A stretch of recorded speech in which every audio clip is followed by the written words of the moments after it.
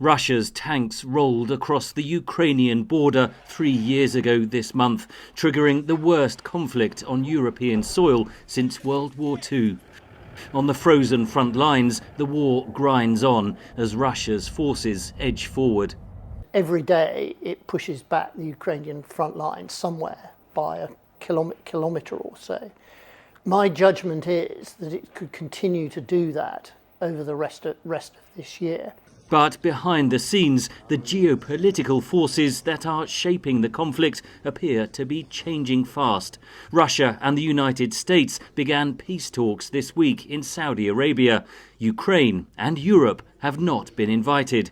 There will be some very significant alarm in European capitals about what might be discussed with regards to the security of their continent, their home region. One sort of potentially really bad outcome for European capitals is to discover that the Americans have basically put them on the hook for attempting to do some sort of peacekeeping mission in Ukraine or whatever without their say-so. Britain and France have already said they may be willing to contribute a peacekeeping force in Ukraine.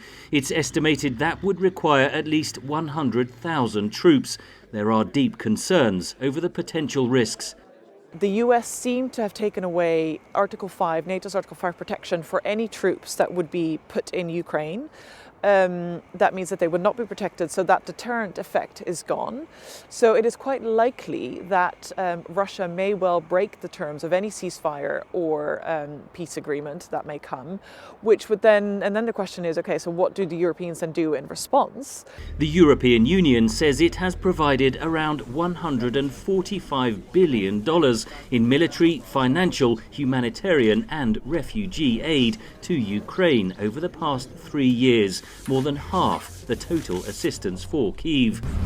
The US Defense Secretary has said that European security will no longer be a priority, and Washington is demanding NATO allies increase their defense spending. Where that money is going to come from is a key question. The European Commission seems open to allowing some flexibility to their fiscal rules, but all of that still takes time, so it's still going to be really difficult.